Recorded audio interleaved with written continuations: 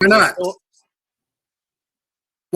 Why do we get to pick and choose when we're in panic mode for teams? Every week there seems to be somebody that wants to panic and react. Let's just jump on board and do it.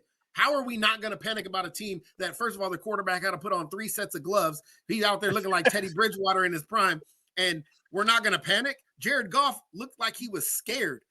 Like he did not look like the Jared Goff that was starting to creep into those MVP conversations. And I'm sorry, but this is why there's been reluctancy. This is why Sean McVay got rid of Jared Goff, because of moments like that. Now, has he been good for Detroit? Absolutely. Has Detroit played well with him under center? Absolutely. But we have to learn how to shift standards. And the standard is Detroit is no longer just this, lowly franchise that we say, oh, they're trying to find their footing and they're going to win now. They're finally making playoffs. This is a Super Bowl favorite team in the NFC. This is a team that now has expectations of going beyond an NFC championship game like they did a couple of years ago with the 49ers. So you now have to play that way. And in order to play that way, you need your quarterback not to play scared. And guess what? Jalen Carter, Jordan Davis, Jalen Phillips, they had him playing scared, and he missed too many throws. He's playing with 2 gloves. The cold weather's affecting him. And in the playoffs, you can't have that, because where's Detroit going to be going?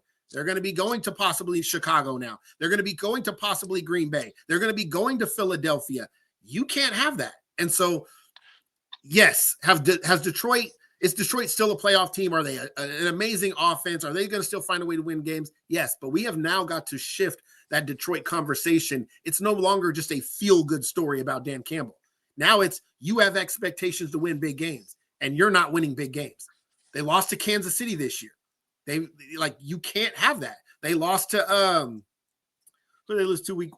Was it I can't think of their freaking schedule. They lost to Philadelphia, they lost to Minnesota, they lost to Kansas City, and they lost in week 1 to the Packers. To Green Bay.